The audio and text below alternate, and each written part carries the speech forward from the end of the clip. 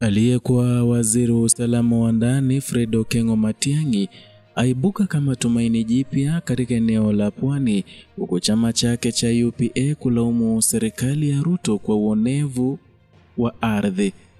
Ujambo na karibu kwa taarifa zetu za Kenyascope, na ikiwa wewe ni mgeni hapa, tafadhali kumbuka kusubscribe.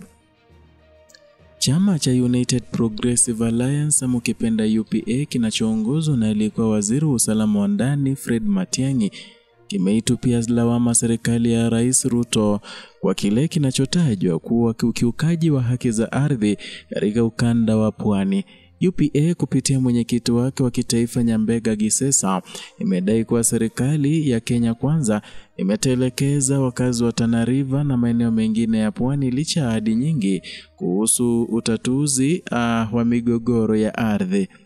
Kauli hii ilitolewa siku ya Ijumaa Mei 23 mwaka 2025 wakati wa ziara ya chama hicho katika kaunti za Tana River na Kwale, ikiwa ni sehemu ya juhudi za kuimarisha ushawishi wa kisiasa wa Daktari Fred Matiang'i kuelekea uchaguzi mkuu wa mwaka 2027.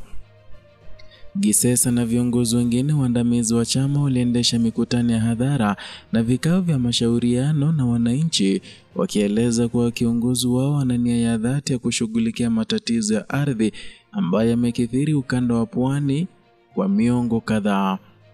Na katika ziara hiyo UPA ilieleza kuwa serikali ya sasa imeshindwa kutekeleza sera za kurejesha ardhi kwa jamii zilizoathirika kihistoria, huku baadhi ya maeneo ya jamii yakitangazwa kama maeneo yaliyowekewa mipaka maalum ama ukipenda restricted areas, aliliyozua taharuki miongoni mwa wenyeji.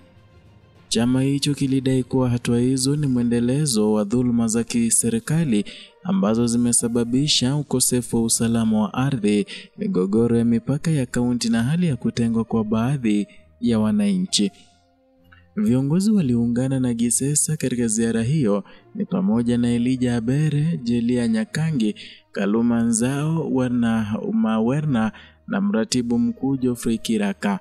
Wote walisisitiza kuwa UPA inajipanga kuwa chama mbadala chenye maono ya kuunganisha taifa na kurejesha heshima kwa wananchi waliokosa haki kwa muda mrefu. Huku kampeni za chini kwa chini zikiendelea, chama cha UPA kinatarajiwa kufanya mikutano zaidi katika kaunti ya Kilifi na Mombasa mnamo Jumamosi Mei mwaka huu kwa lengo la kueneza ajenda ya Daktari Fred Matiang'i na kuimarisha uungwaji mkono wake katika maeneo mbalimbali ya nchi. Daktari Matiang'i pia anaonekana akizidi kuongeza ushawishi katika maeneo ya Kisii, Nyamira, Nyeri na Narok ambako anapokelewa kwa mikono miwili na wananchi. Na katika baadhi ya mikutano, jukwaa lililohutubia lilipambwa kwa rangi za chama cha UPA, ishara ya kuimarika kwa umaarufu wake. Hata hivyo, bado haijathibitishwa wazi wapo Matiang'i atatumia tikiti ya chama cha UPA kugombea urais au atarejea katika chama cha Jubilee ambacho tayari kimemtangaza kama mgombea wao mkuu wa urais mwaka 2027.